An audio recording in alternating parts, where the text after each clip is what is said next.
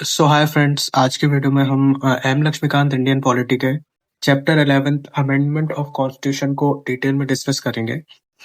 हमारे कॉन्स्टिट्यूशन में एक अलग से पार्ट है, पार्ट 20, जिसमें एक ही आर्टिकल है, आर्टिकल 368, जो कि पार्लियामेंट को पावर देता है कि वो कॉन्स्टिट्यूशन में कोई भी प्रोविजन ऐड कर सकता है, वेरिएशन चेंज कर सकता है या रिपील कैंसिल कर सकता है, बट अकॉर्डिंग टू प्रोसीजर।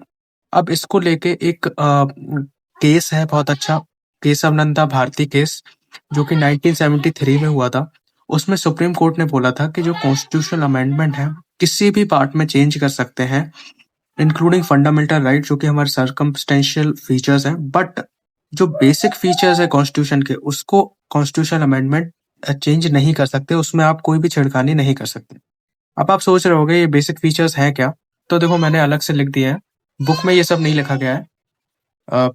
तो बेसिक फीचर्स ये है कि देखो, कुछ तो आर्टिकल्स ही दिए गए हैं सीधे कि इन आर्टिकल्स में आपको कोई छेड़खानी नहीं करनी है, और कुछ उन्होंने जो है टर्म्स बताए हैं कि अगर कोई भी प्रोविजन आप छेड़खानी कर रहे हो और वो रिलेटेड है इन सब पॉइंट्स से, जैसे अथॉरिटी ऑफ कॉन्स्टिट्यूशन, कोई भी प्रोविजन आप चेंज करने जा रहे हो वो रिलेटेड है सॉवरेन, डेमोक्रेटिक और रिपब्लिकन नेचर इंडियन पॉलिटी के से रिलेटेड है, तो उसमें आप छेड़खानी नहीं कर सकते। ऐसे ही सारे ये बेसिक स्ट्रक्चर्स है कॉन्स्टिट्यूशन के। तो सुपरमेसी अथॉरिटी ऑफ कॉन्स्टिट्यूशन है, sovereign democratic republican nature of Indian polity, secular and federal character of constitution, separation of power जो है between executive, legislative and judiciary, unity of integrity of nation, freedom and dignity of individual, peace and balance between fundamental rights और DPSP, judicial review है, जो parliamentary system है, rule of law है, independent judiciary है, principle of equality, free and fair election, welfare state जैसे socio economic justice, limited power of parliament के not to amend basic features. इसमें मतलब इसी को ही चेंज कर दे रहे हैं आप कि बेसिक फीचर्स चेंज नहीं कर सकते, इसी को ही चेंज कर रहा है, ये सब नहीं हो सकता। जैसे आर्टिकल 32 है, राइट दी गई है सुप्रीम कोर्ट तक पहुंचने की अगर फंडामेंटल राइट वायलेट्स होते हैं, ये बेसिक फीचर्स है। आर्टिकल 136 है, special relief by supreme court to appeal. Article 141, law declared by supreme court to be binding of on court. Article 142 provide करता है complete justice, supreme court can order कर सकती है कोई भी ऑर्डर और डिक्री जो कि इन्फोर्सेबल है through out the territory. Article 226 जो पावर देता है हाई कोर्ट को कि वो इशू कर सकती है रिट्स। आर्टिकल 227 पावर है superintendence of over all courts by high court, समझ लो। तो ये सारे जो है बेसिक स्ट्रक्चर्स हैं जिनमें छेड़खानी नहीं कर सकती है कॉन्स्टिट्यूशनल अमेंडमेंट। अब जैसे कि मैंने आपको बताया था कि कोई सा भी प्रोविजन चेंज हो सकता है, बट अकॉर्डिंग टू प्रोसीजर। अब प्रोसीजर है क्या अमेंडमेंट का, कैसे अमेंडमेंट शुरू होता है, कैसे वो कॉन्स्टिट्यूशनल अमेंडमेंट बनता है, पहले हम ये समझते हैं, फिर हम टाइप समझेंगे कि अमेंडमेंट के क्या टाइप होते हैं। सिंपल मेजोरिटी, स्पेशल मेजोरिटी क्या होती है, special majority plus ratification of half state legislation, ये सब क्या होती है। तो चलो देखो, प्रोसीजर सबसे पहले क्या होता है, अमेंडमेंट का जो बिल होता है वो इंट्रोड्यूस होता है या ईदर हाउस में, मतलब या तो लोकसभा में या तो राज्यसभा में। फॉर एग्जाम्पल, जैसे आपको याद होगा, मनी बिल सिर्फ लोकसभा में इंट्रोड्यूस हो सकता है, राज्यसभा में नहीं होता। तो इसमें ऐसा कोई सिस्टम नहीं है, वो लोकसभा में भी हो सकता है इंट्रोड्यूस और राज्यसभा में भी हो सकता है, बट स्टेट लेजिस्लेचर को कोई हक नहीं है इसको इंट्रोड्यूस करने का। अब जो बिल इंट्रोड्यूस होता है वो या तो मिनिस्टर करेगा इंट्रोड्यूस या तो प्राइवेट मेंबर। अब प्राइवेट मेंबर ऑफ कोर्स जो मिनिस्टर नहीं है, बट जो बिलोंग करता है या तो रूलिंग पार्टी को या तो अपोजिशन पार्टी, इन ये दोनों लोग इंट्रोड्यूस कर सकते हैं बिल, लोकसभा में भी राज्यसभा में भी। और इसके लिए मतलब ये इंट्रोड्यूस करने के लिए मिनिस्टर और प्राइवेट मेंबर को कोई प्रेसिडेंट की परमिशन नहीं चाहिए, खुद से ही इंट्रोड्यूस कर सकते हैं। जो अमेंडमेंट बिल होता है ना, उसके भी बहुत से टॉपिक्स होते हैं। फॉर एग्जाम्पल आप ये समझो, जैसे कोई न्यू स्टेट आना है, उसका अमेंडमेंट बिल है, तो पहले ये देखा जाता है कि जो अमेंडमेंट बिल का टॉपिक है वो किस टाइप ऑफ अमेंडमेंट में आता है। देखो, जैसे न्यू स्टेट बनाने के लिए बिल आया है तो उसके लिए हमें सिंपल मेजोरिटी से वोटिंग लेनी पड़ेगी। फंडामेंटल राइट्स में अगर कोई छेड़खानी करनी है तो उसके लिए स्पेशल मेजोरिटी चाहिए पड़ेगी। इलेक्शन ऑफ प्रेसिडेंट या उसके मैनर को चेंज करना हो, आर्टिकल 54 या 55 में छेड़खानी करनी हो, तो special majority plus half of state ratification चाहिए पड़ेगा। देखो, सबसे पहले लोकसभा में बिल आता है। अगर फॉर एग्जांपल न्यू स्टेट का कोई न्यू स्टेट बनाना है तो सबसे पहले लोकसभा में बिल आएगा, उसमें सिंपल मेजोरिटी से जो भी कंडीशन होती है वो सिंपल मेजोरिटी से वोटिंग हो गई। अगर वो पास हो गया लोकसभा में तो फिर वो राज्यसभा में जाएगा। राज्यसभा में भी उसी बिल पे न्यू स्टेट के लिए वोटिंग होगी। अगर वहां पे भी पास कर गया तो वो जाएगा प्रेसिडेंट के पास। और प्रेसिडेंट ना तो उस अमेंडमेंट बिल को विथहोल्ड कर सकता है, ना ही उसको रिटर्न कर सकता है वापस राज्यसभा में। उसको एसेंट देना ही पड़ेगा। और ये चीज ना 24th कॉन्स्टिट्यूशनल अमेंडमेंट 1971 के बाद हुई थी, कि मतलब ये मैंडेटरी कर दिया था कि प्रेसिडेंट को एसेंट देना ही पड़ेगा। वो ना ही विथहोल्ड कर सकता है, ना ही रिटर्न कर सकता है। देखो, जो प्रोसेस है कि पहले लोकसभा में, फिर राज्यसभा में, फिर प्रेसिडेंट के पास, ये सारे टाइप में सेम रहता है। कि मतलब या तो न्यू स्टेट के लिए बनाना हो कोई अमेंडमेंट बिल, या फंडामेंटल राइट्स के लिए, इलेक्शन ऑफ प्रेसिडेंट, या आर्टिकल 54 55 के लिए। देखो गाइस, एक चीज और है। सिंपल मेजोरिटी के थ्रू अगर कोई भी प्रोविजन ऐड होता है, रिपील होता है या चेंज होता है, तो उसको हम कॉन्स्टिट्यूशनल अमेंडमेंट एक्ट नहीं मानते। क्योंकि सिंपल मेजोरिटी नए प्रोविजन को ऐड करती है, कोई चेंज नहीं करती कॉन्स्टिट्यूशन में। तो इसीलिए अगर कॉन्स्टिट्यूशनल अमेंडमेंट एक्ट बनना है किसी बिल को, तो उसको दोनों ही हाउस से पास होना पड़ेगा। अगर वो स्पेशल मेजोरिटी वाला चेंज है, या special majority plus half state ratification वाला टाइप ऑफ अमेंडमेंट है। सिंपल मेजोरिटी में ऐसा कुछ नहीं है। अगर पास हो जाएगा तो डायरेक्ट वो ऑर्डिनरी लॉ बनेगा, और जो भी ऐड होना होगा चीजें वो हो जाएंगी ऐड। और हाँ, अगर डिसएग्रीमेंट होता है बिल पासिंग के दौरान, अगर लोकसभा नहीं कर रही या राज्यसभा नहीं कर रही, ये दोनों हाउस में, तो कोई भी जॉइंट सिटिंग का ऐसा कोई प्रोसेस नहीं है इसमें। अगर लोकसभा ने कर दिया और राज्यसभा में नहीं किया तो वो ड्रॉप हो जाएगा बिल, फिर उसका कोई मतलब नहीं रहेगा। अब बात करते हैं सेपरेटली जो टाइप्स ऑफ अमेंडमेंट हैं, कि कैसे किन किन अमेंडमेंट बिल में कौन सी मेजोरिटी लगती है। तो सबसे पहले हम बात करेंगे सिंपल मेजोरिटी की। तो देखो, सिंपल मेजोरिटी का मतलब होता है इफ मोर देन 50% मेंबर जो प्रेजेंट है और वोट करने के लिए तैयार है, अगर वो अग्री हैं कि हाँ मैं रेडी हूँ, इस अग्री करता हूँ इस बिल के, और इसको आगे भेजा जाए, राज्यसभा भेजा जाए, तो वो बिल पास माना जाएगा कि सिंपल मेजोरिटी से, और वो आगे भेज दिया जाएगा। नहीं आया समझ में? एग्जाम्पल से समझो। देखो, सपोज करो लोकसभा में टोटल मेंबर है 100, ठीक है। लेकिन प्रेजेंट जब बिल इंट्रोड्यूस हुआ उस टाइम प्रेजेंट मेंबर से सिर्फ 50 लोग मान लो एब्सेंट थे, और 50 लोगों में से 20 लोगों ने तो डिसाइड किया कि हम वोट करेंगे ही नहीं। तो फिर सिर्फ 30 लोग बचे जो कि प्रेजेंट है और वोटिंग करने के लिए तैयार है। इस टर्म को समझो, प्रेजेंट वोटिंग ही लिखा है ओरिजिनल कॉन्स्टिट्यूशन में, आर्टिकल में। तो मेंबर प्रेजेंट वोटिंग कितने हुए? 30। अब आर्टिकल कहता है सिंपल मेजोरिटी क्या है? 50% ऑफ प्रेजेंट वोटिंग। 50% ऑफ 30 हुआ 15।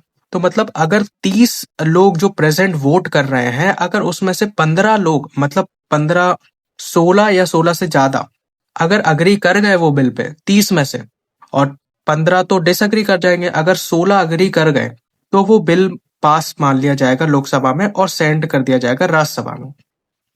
कोई भी अमेंडमेंट बिल अगर इन टॉपिक्स से रिलेटेड है तो वो सिंपल मेजोरिटी से उस पर वोटिंग होगी। तो देख लो एक बार, जैसे आर्टिकल 2 एस्टेब्लिश करना है अगर न्यू स्टेट, तो सिंपल मेजोरिटी चाहिए उसके लिए। फॉर्म करना है न्यू स्टेट, चेंज एरिया करनी है, बाउंड्री, एग्जिस्टिंग नेम उसका चेंज करना है, तो article 82 delimitation of constituency, article 100 quorum of parliament, article 105 privilege of parliament member or committee, article 106 salary allowance of member of parliament, article 118 rules of procedure of parliament, article 120 use of English language in parliament, article 169 abolition and creation of legislative council in state, 10 है use of language, citizenship की acquisition और termination के related अगर कोई भी change करना है तो सिंपल मेजोरिटी की वोटिंग लगेगी।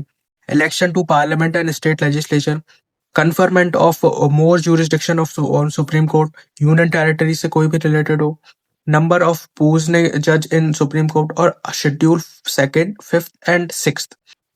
अब आती है दूसरी type, special majority of the parliament. इसमें 2 कंडीशन फॉलो करनी पड़ती हैं।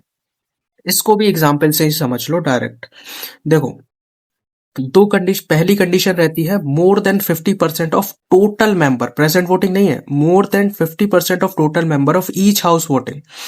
देखो अगर राज्यसभा में, देखो करंट की बात कर लो, अभी करंटली 245 मेंबर्स हैं राज्यसभा में, तो 245 का 50% 122.5 हो रहा, मतलब अगर 123 और उससे ज्यादा मेंबर अग्री कर रहे हैं राज्यसभा में, ऐसी लोकसभा का होगा, राज्यसभा में अगर अग्री कर रहा है तो जो फर्स्ट कंडीशन है वो फुलफिल हो जाएगी। फिर आएंगे दूसरी कंडीशन, है दूसरी कंडीशन कहती है कि if 2/3 of member of each house जो प्रेजेंट है और वोटिंग कर रहे हैं, इसमें टोटल मेंबर नहीं, इसमें प्रेजेंट एंड वोटिंग, अगर अग्री कर रहे हो तो देखो वही एग्जाम्पल ले रहा है, राज्यसभा में मान लो 245 मेंबर है, बट 245 में से सिर्फ 150 लोग डिसाइड कर रहे हैं कि वो वोट करेंगे, ठीक है, कुछ एब्सेंट है और कुछ ने मना कर दिया, तो प्रेजेंट वोटिंग कितनी निकल के आई? 150। अब 150 का 2/3, क्योंकि क्या लिखा है 2/3 ऑफ प्रेजेंट वोटिंग, तो 2/3 ऑफ 150 कितना हो गया? 100। अगर जो 150 लोग प्रेजेंट हैं और वोट कर रहे हैं, उसमें से 101 लोग या 101 से ज्यादा लोगों ने अगर अग्री कर दिया कि हाँ हम अग्री कर रहे हैं और इस बिल को जो है प्रेसिडेंट के पास भेजा जाए, तो फिर वो बिल कंडीशन सेकंड फुलफिल हो जाएगी, फर्स्ट फुलफिल हो जाएगी और वो प्रेसिडेंट को भेज दिया जाएगा। बट मान लो कि सिर्फ 110 मेंबर ने 150 में से 110 मेंबर ने ही बिल को सपोर्ट किया, अग्री किया, और बाकी मेंबर 150 में से 40 लोगों ने जो है रिजेक्ट कर दिया बिल, तो कंडीशनें देखी जाएंगी। 110 पहली कंडीशन फुलफिल हो रही, हमें 123 से ऊपर चाहिए वोट तब हो रही, बट यहाँ तो सिर्फ 110 मिले, तो कंडीशन 1 जो है चली जाएगी, नहीं फुलफिल होगी, और 1 तो अपनी हो रही है पूरी 101 से ज्यादा, तो ये यहीं ड्रॉप हो जाएगा, प्रेसिडेंट के पास पहुंचेगा ही नहीं। अगर कोई भी अमेंडमेंट बिल इन टॉपिक से रिलेटेड है तो वो उन पे स्पेशल मेजोरिटी लगेगी, उस पे वोट होगा। जैसे फंडामेंटल राइट्स में अगर कोई चेंज कर रहा हो, डीपीएसपी में कोई चेंज कर रहा हो, या फिर अदर प्रोविजन जो कि ना ही सिंपल मेजोरिटी में मेंशन है, ना ही special majority plus half ratification उसमें मेंशन है, तो इन दोनों के अलावा अगर कोई भी प्रोविजन है तो वो स्पेशल मेजोरिटी लगेगी उस पर। फिर नेक्स्ट और लास्ट है special majority plus ratification of half state legislature. अब इसमें क्या होता है, पहले तो पूरा प्रोसेस स्पेशल मेजोरिटी वाला ही चलेगा कि पहले 50% देखा जाएगा टोटल मेंबरों का, फिर अगर ये कंडीशन फॉलो हो रही है तो फिर 2/3 देखा जाएगी प्रेजेंट मेंबर वोटिंग का, फिर इसके बाद अगर ये कंडीशन पहली फुलफिल हो रही है ये पूरी, तो फिर आएंगे स्टेट लेजिस्लेचरों पे। क्या लिखा गया है? हाफ ऑफ स्टेट लेजिस्लेचर, मतलब स्टेट कितने हैं हमारे पास? 28। अगर 28 में से 14 मतलब 15 या उससे ज्यादा स्टेट लेजिस्लेचर अगर अग्री कर जाते हैं सिंपल मेजोरिटी से, सिर्फ सिंपल मेजोरिटी आपको बताई थी ना, ये प्रोसेस होगा स्टेट लेजिस्लेचरों में, अगर उससे ये अग्री कर जाते हैं तो कंडीशन फर्स्ट भी हो गई हमारी, सेकंड भी फुलफिल हो गई, फिर ये जाएगा प्रेसिडेंट के पास, और फिर इसके बाद कॉन्स्टिट्यूशनल अमेंडमेंट एक्ट बन जाएगा। देखो अगर आर्टिकल 54 या 55 मतलब इलेक्शन ऑफ प्रेसिडेंट या उसके मैनर को चेंज करना है, तो ये special majority plus half ratification लगेगा स्टेट का।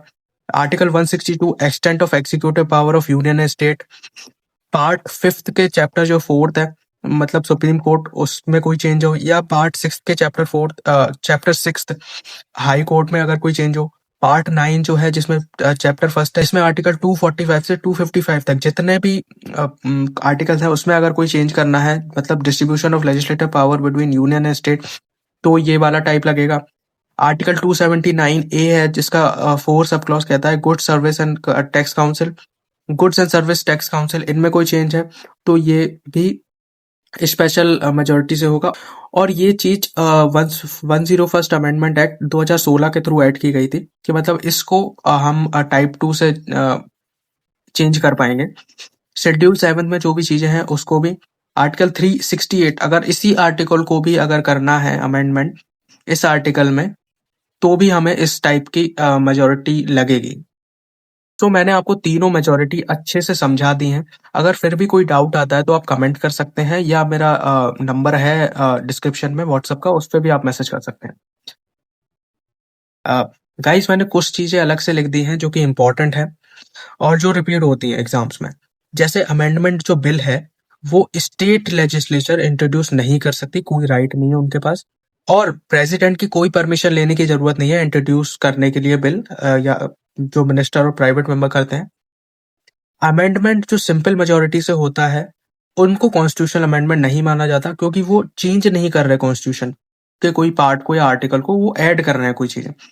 और प्रेसिडेंट ना ही विथहोल्ड कर सकता है, ना ही कैन रिटर्न कर सकता है, उसको असेंट देना ही पड़ेगा। और ये किस कॉन्स्टिट्यूशनल अमेंडमेंट के थ्रू हुआ था, वो आप कमेंट करके बताना।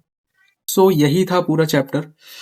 अगर आपको मेरे हैंड रिटन नोट्स चाहिए इन सारे चैप्टर्स के, पार्लियामेंट्री सिस्टम सारे चैप्टर्स हैं मैंने मेरे, तो इस पे मैंने वीडियो बनाई है, आप उस वीडियो को देख के वो पीडीएफ ले सकते हैं मुझसे, वो भी टोटली फ्री में।